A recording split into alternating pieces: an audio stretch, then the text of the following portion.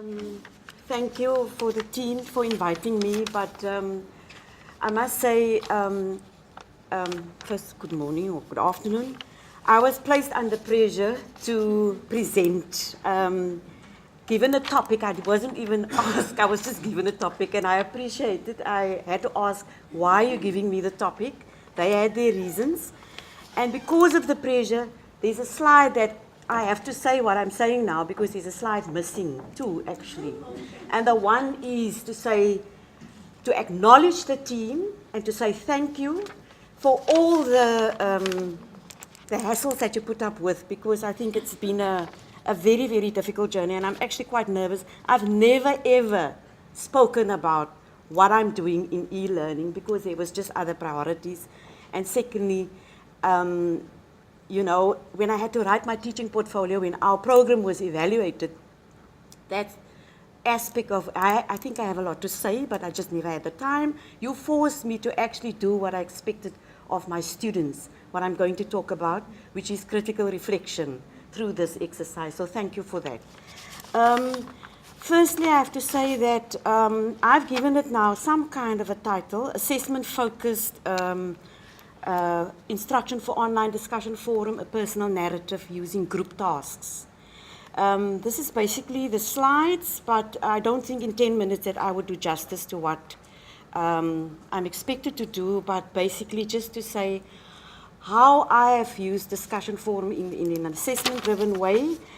Discussion forum came up in a number of presentations, and I was very encouraged by that, by Ricky Vandrach, by Nikki Sky, by Hester Julie, in fact, who did a PhD on it. I'm very impressed, and by others.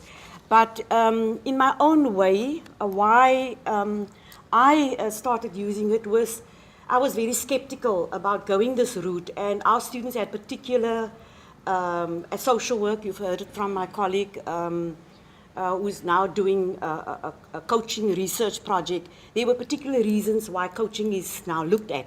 So in the first two slides, I basically give the context, and the context is very much related to how the country shifted to, in terms of transforming higher education and teaching and learning. Every university now has a director of teaching and learning, which they never have been, due to policy, and the policy document that actually prescribes what all of us have to do talks about teaching and learning, research, and community engagement. And community engagement, or engagement, learner engagement, call it what you want, is usually the stepchild sometimes in these three goals.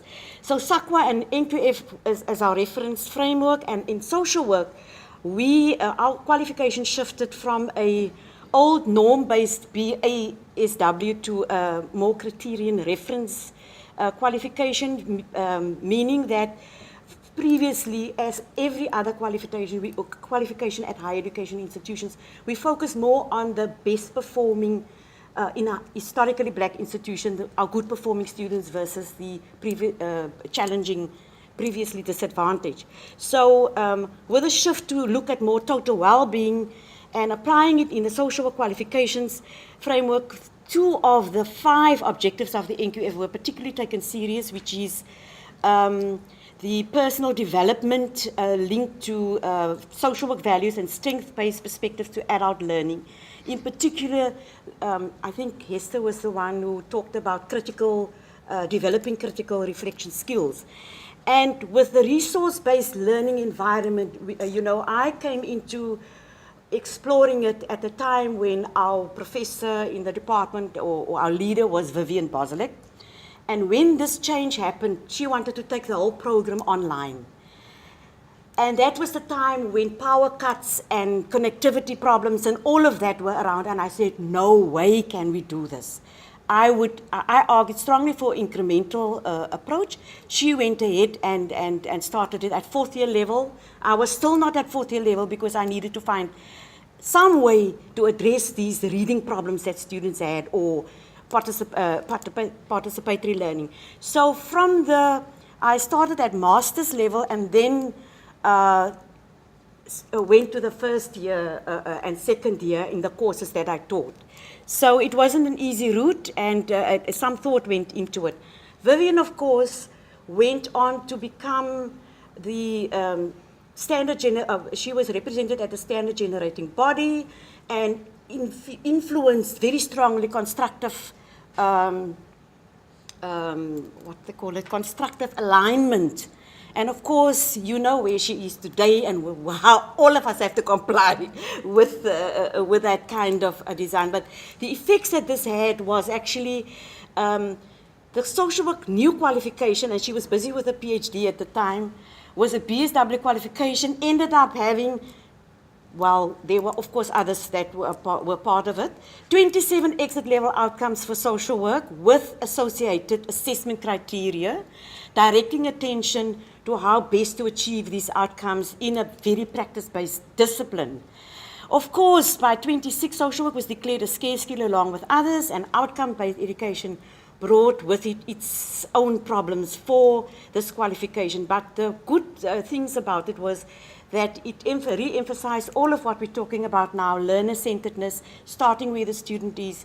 And what I took very seriously was, in the kind of courses assigned to me, was the whole principle of recognition of prior learning, but it was deep learning goals, aligning the objectives, teaching and learning activities, assessment and outcomes, which the council actually expected, that drove the kind of social work program to, in every module, align, have the outcomes spread over the 4 years. And so all of this led to a collective rethink about, and for a commission study by a professor who used to be in our department.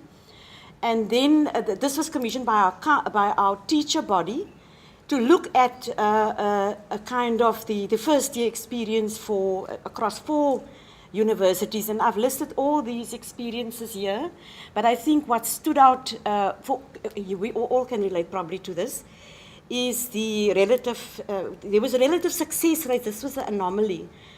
Even though there was all these problems, there was relative success rates in pass rates due to the labor-intensive nature of social work teaching, and particularly the role that small group teaching played. So, but language issues, poor writing, communication skills were added to a very demand-driven teaching approach that everybody complained about. I think some of the feedback that is important is the fact that students become almost over-dependent, express the value of orientation to they do express the value of orientation to the subject matter and the role that tutoring played, but students just want more. And so the issue of deep learning and ownership of ideas by students tended to be a big challenge, and especially independent critical reflection on taught concepts and transferring these to learned theory to untaught situations were absent. This is where social work was. When I read this article, and I wasn't interviewed by the professor at the time when she was doing the research, because I was already engaged with e-learning. This has not been my experience using discussion forum. And I think I then looked at this, it gave me opportunity now to really research and look on what are authors saying. I was very influenced by the deep learning principles that need to be developed, and also about the debate in constructive alignment between developing formative, assessment-driven discussion, online tasks, and not just looking at it, and the balance between summative. And of course, learning by doing, or deep learning and collaborative learning, but more importantly, the role, place, and diverse understandings of the teacher as instructor of blended learning that emerged. And I think the last person I can really come and learn from in terms of how she added more dimensions. I'm nowhere near the blended learning that we learned about. I'm just using it in a very micro way. What the literature say, deep learning and ways to achieve student mastering of critical reflection skills is very important, and I think she demonstrated to her thing. But practice disciplines like social work, dentistry is also applied discipline, struggles with how do students really apply the theory that they learn, especially if helping others are 10 seconds. Gosh.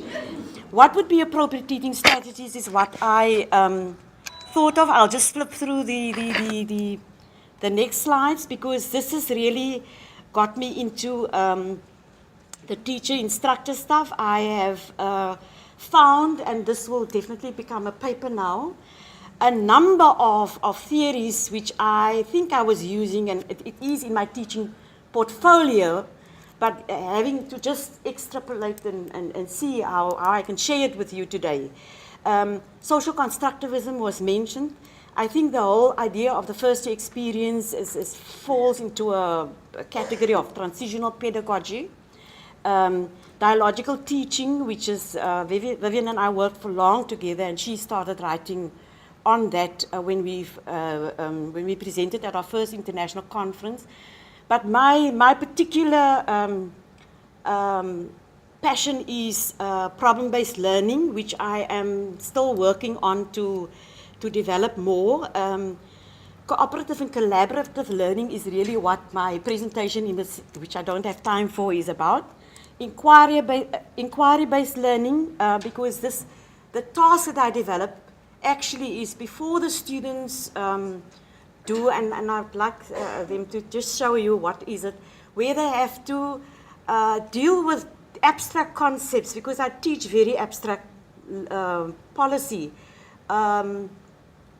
Before they go and do an assignment where they have to write a letter to the editor, they use the assignment to construct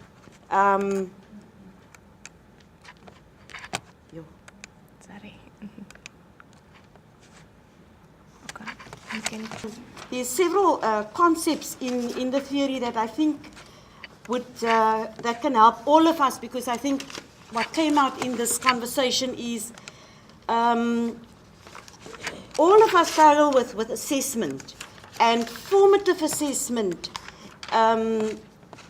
is not always, in terms of the literature that is reviewed, is not really given the attention. It's a form of monitoring before you give an summative assessment, and it's a very time-saving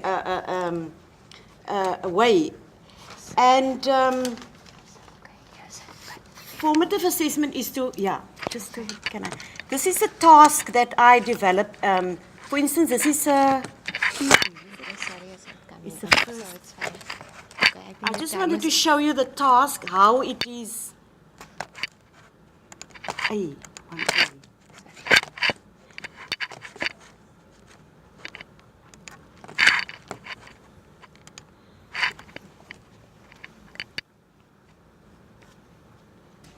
Collaborative learning, and it's closely associated with,